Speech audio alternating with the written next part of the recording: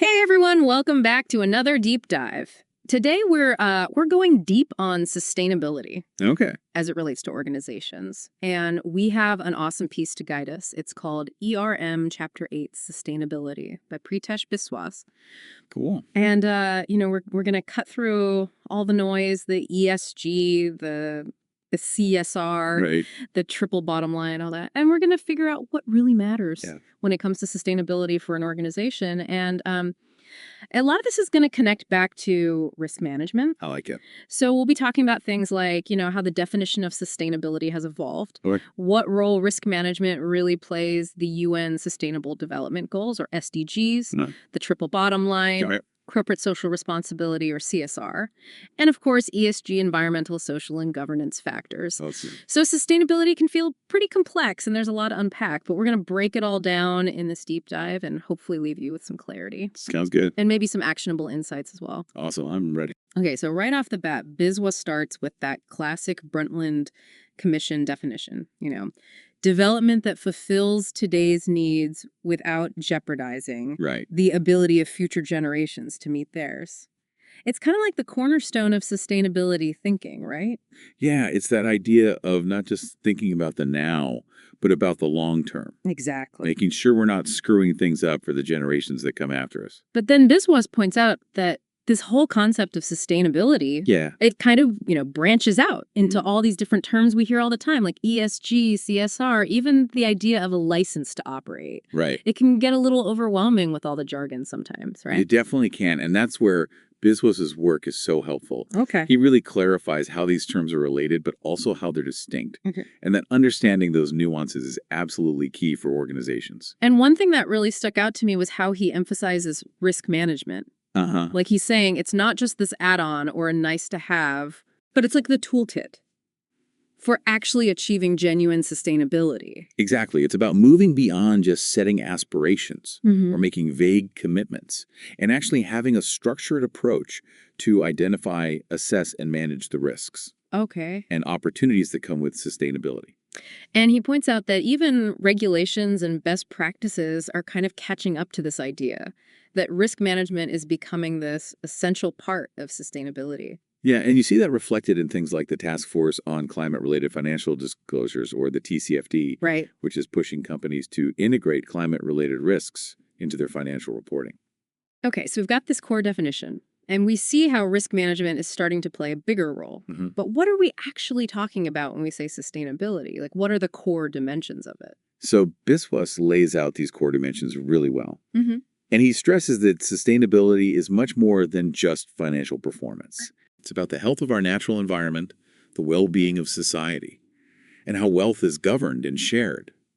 It's really about a wider lens through which organizations need to view their success. I like that, a wider lens, so it's not just about profits. No, it's about taking a more holistic view, Okay. recognizing that an organization's actions impact people, planet, and prosperity. All right, well, let's take a step back then Okay. and look at how this whole concept of sustainability has evolved over time. I think that's a great idea because understanding the history helps us understand where we are now. Exactly. So Biswas takes us all the way back to the 1980s Okay. to the publication of the Our Common Future Report, which introduced the 3 pillars of sustainability, social, environmental, and economic. So that was kind of like the initial framework. Yeah, that was really groundbreaking at the time. It laid the foundation for thinking about these interconnected areas. And it makes you think, how deeply do organizations today really understand that original interconnectedness? Right. When they're focusing on, say, just the environmental aspects. Exactly. Are they thinking about the social and economic implications as well? Right. Because they're all intertwined. So then we move on to 1992 and the Earth Summit in Rio de Janeiro with Agenda 21. That sounds like a pretty big deal. It was a huge step forward. Hmm. Agenda 21 was basically a global call to action, recognizing that environmental protection and socioeconomic development are not separate issues. So for organizations today, what does that tell them? It highlights that sustainability isn't just some niche concern. Okay. It requires collaboration, a systemic approach, much like risk management itself. Interesting. So these global events are kind of setting the stage for what organizations are expected to do. Exactly. They're raising awareness and creating a sense of urgency. Okay. Then in 1994, John Elkington comes along. and introduces the three Ps: people, planet, and profit. Ah, yes, the triple bottom line. Yeah. That one really seemed to click with the business world. It did. Why do you think that is? Well, I think it offered a more business-friendly way to frame these broader responsibilities. Yeah. It wasn't just about doing good, it was about connecting sustainability to the bottom line. Okay, so it was like a win-win. Exactly, and thinking beyond just profit Hmm? to consider the impact on people and the planet, that was a real shift for a lot of companies. And then in 2000, we have the UN Millennium Development Goals. Those were all about tackling global poverty and improving health, right? That's right. They were instrumental in setting specific measurable targets Yeah. for some of the world's most pressing social issues. Okay. And if we connect that back to organizations, Yeah. the MDGs demonstrated the power of having clear goals and accountability in actually driving progress. So that's kind of a blueprint for how we can approach sustainability. Exactly. Setting targets, measuring progress, being transparent about results. And Biswas kind of fast forwards us to 2012 Yeah. and the Rio Plus 20 conference, which he says laid the groundwork for the SDGs. Right. Rio Plus 20 was this acknowledgement of the progress made, but also the huge amount of work still to be done. It paved the way for a more integrated and ambitious set of global goals. And again, we see how these international discussions are shaping the expectations placed on organizations. Absolutely. They're sending a signal that sustainability is a global priority and that organizations need to step up. Okay, then comes 2015, which Biswas calls a pivotal year. It was a big year for sustainability. Because That's when we saw the launch of the UN Sustainable Development Goals, the the SDGs. Sendai Framework for Disaster Risk Reduction, the Addis Ababa Action Agenda, and the Paris Agreement on Climate Change. Wow, that's a whole bunch of global agreements. It was a real convergence of global efforts, Yeah. signaling that the world was finally taking these challenges seriously. And for organizations, this marked a real shift in the expectation that they needed to actively contribute. Exactly. It was no longer enough to just talk about sustainability. Okay. Organizations were expected to take concrete action, And Biswas points out that now we have ESG, environmental, social, and governance. which has become the main framework for how organizations are addressing these objectives. Right. And the UN's COP gatherings, those big climate conferences, those have become central to driving action on climate change. Okay, so we've kind of traced the evolution of this idea of sustainability from those early pillars in the 80s Yeah. to this very, action-oriented ESG framework that we have now. It's been a long journey, but we've come a long way. We have, but let's dig into this idea of risk management Okay. and why it's so essential for sustainability. Because Biswas makes a really strong case for that. He does. What's the main argument there? Well, he highlights how sustainability is inherently complex. Right. It's not just one issue. It's a whole web of interconnected issues Yeah. and often conflicting priorities. Right. And risk management provides that structured approach to navigate all of that complexity. Okay, so it's about bringing some order to the chaos. Exactly. And Biswas talks about techniques like materiality assessments, which helps organizations figure out which sustainability issues are most important to their business and their stakeholders. So, like, what really matters most?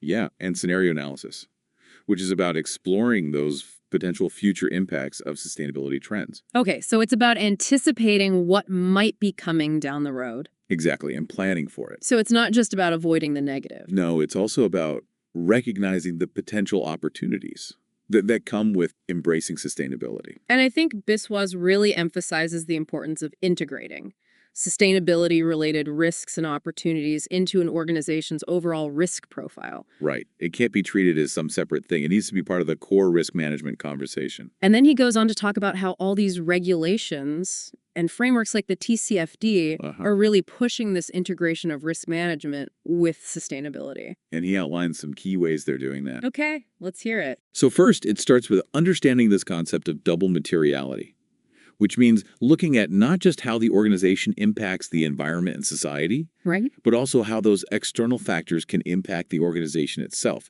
its financial performance, its resilience, all of that. It's like a two-way street. Exactly. Okay, what else? Well, then it's about rigorously identifying and assessing those sustainability-related threats and opportunities, prioritizing them based on their potential impact, and then developing and implementing clear responses with defined accountability.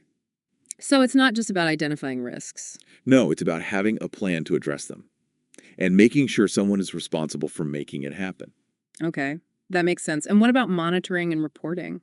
Absolutely. Yeah. BizWas emphasizes the need for ongoing monitoring measurement and transparent reporting on progress, setting clear metrics and targets, aligning the overall business strategy with sustainability goals, and establishing robust governance structures with clear accountability at the highest levels. So it's like a whole system. It represents a real shift in how organizations approach corporate responsibility. Now, there's one thing Biswas points out that I thought was really interesting. What's that? It's about how some people in the ESG world use the term risk. Oh, yeah. He talks about how they often use it to mean only negative impacts or threats. Exactly. But in the field of risk management, Yeah. risk encompasses both potential negative and positive outcomes. So it's a broader definition. It is, and Biswas stresses that understanding this difference is really important Okay. for effective communication and collaboration between sustainability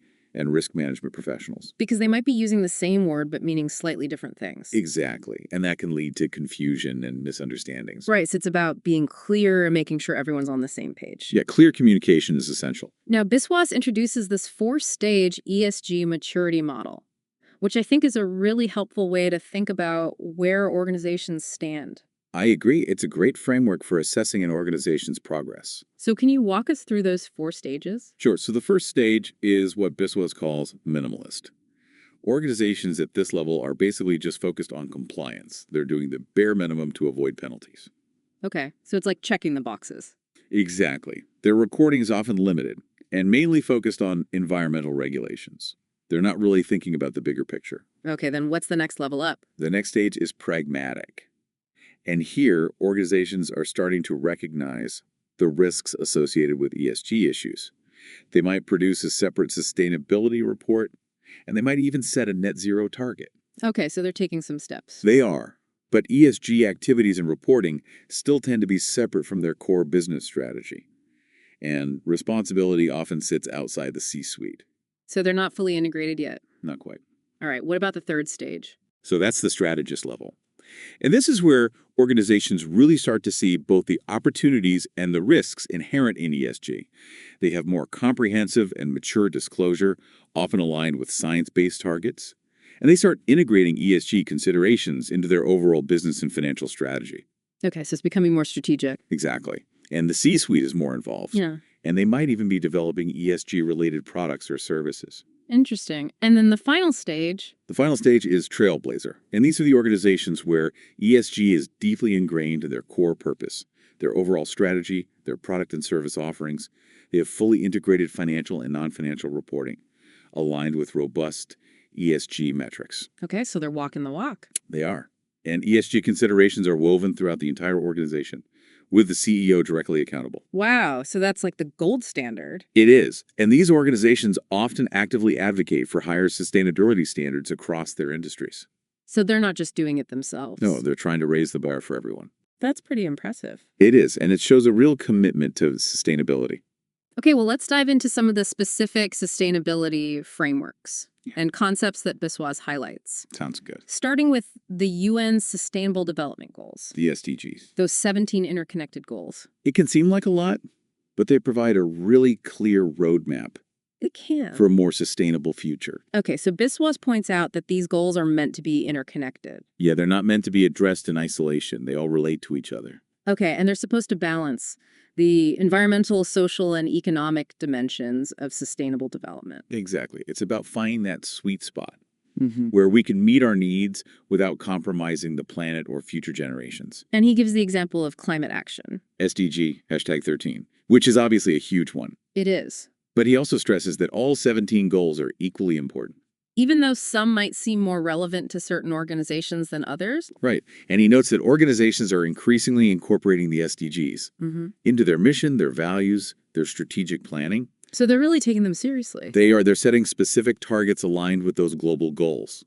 And some are even appointing chief sustainability officers to drive these efforts. Interesting. And even though the 2030 timeline for the current SDGs is approaching, Biswas suggests that they'll probably continue to be a core framework. Yeah, they've really become the benchmark for global sustainability efforts.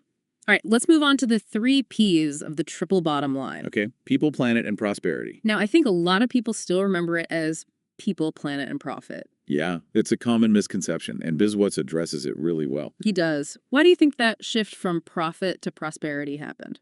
Well, I think it's because the term profit can be pretty narrow. Okay. It tends to focus solely on financial returns. Right. But prosperity encompasses a much broader economic perspective. It includes things like fair wealth distribution, job creation, innovation. So it's a more holistic view of the economy. That, And Biswas points out that even though the traditional focus on profit maximization is still there, yeah, there's this growing recognition of the triple bottom line as being important for long-term value creation and resilience. and that's because stakeholders are demanding more than just financial performance. They want to see the whole picture. Exactly. They want to know how organizations are impacting the world. Okay, next up we have corporate social responsibility. CSR. Biswas defines it as the actions, impact, and culture an organization creates to have a positive effect on society. So it's about being a good corporate citizen. Basically, yeah. Yeah. And he points out that while CSR isn't always legally required, Yeah, many organizations do report on their CSR initiatives. they do. And Biswas highlights how the whole concept of CSR has evolved over time, from just going beyond compliance to a deeper understanding. That it's about integrating social and environmental considerations into the core business operations. So it's not about sacrificing profits. No, it's about finding ways to do good while also doing well. And Biswas gives examples like reducing waste supporting educational programs, ensuring fair financial practices, all of which demonstrate a commitment to broader societal well-being.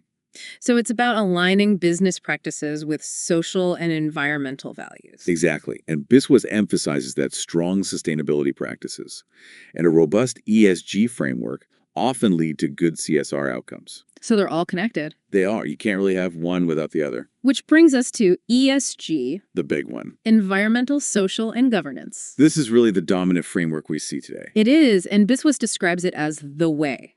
Organizations are putting sustainability principles into practice. With measurable metrics and clear responsibilities. Right. But he also cautions against greenwashing or ESG washing, where organizations might try to make themselves look better than they really are. So it's about substance over style. Absolutely. So the environmental aspect is about a company's impact on the natural world. The social aspect is about its impact on people and society. But what does governance really bring to the table? Governance is all about accountability and oversight. Okay. It's about making sure that ESG considerations are embedded in how the company is run, and that individuals are held responsible for performance. So it's like the checks and balances. Exactly. It includes things like the composition and diversity of the board of directors, ethical conduct and compliance programs, measures to prevent corruption, the effectiveness of the risk management framework itself, and the overall organizational culture. So it's about making sure that ESG isn't just lip service. Right. It's about making sure it's woven into the fabric of the organization. And Biswas reminds us that there can be trade-offs between the E, the S, and the G. Yes, there can be tensions and potential conflicts that need to be carefully managed. And he includes this really helpful table that shows how each of the UN's Sustainable Development Goals aligns with specific environmental, social, and governance considerations. It's a great way to see how those global goals translate into practical actions. It is, for example, addressing climate change. SDG G#13 clearly falls under environment, but achieving meaningful progress also requires effective governance and addressing the social impacts of climate policies. So it really highlights how interconnected everything is. It shows that sustainability can't be approached in silos. It requires a holistic, integrated approach. So to sum it all up, it's clear that sustainability isn't just a passing fad. No, it's here to stay. And it's becoming increasingly important for organizations to take it seriously. And as Biswas argues, risk management is absolutely essential for navigating this complex landscape and achieving genuine long-term sustainability. I completely agree. Risk management provides the tools and the framework to turn sustainability aspirations into tangible results. And we've explored all these different frameworks, the SDGs, the triple bottom line, CSR, ESG. They all offer different perspectives on the same core principle, which is creating value today without compromising the future. So as we wrap up this deep dive, I want to leave you with a final thought to ponder. Think about the current level of sustainability integration in your own world, whether it's your workplace or community, or even your personal choices, and ask yourself, what's one area where a deeper understanding of these principles could help you make more informed decisions and contribute to a more positive future? That's a great question to reflect on. It is. Thanks for joining us on another deep dive. We'll see you next time.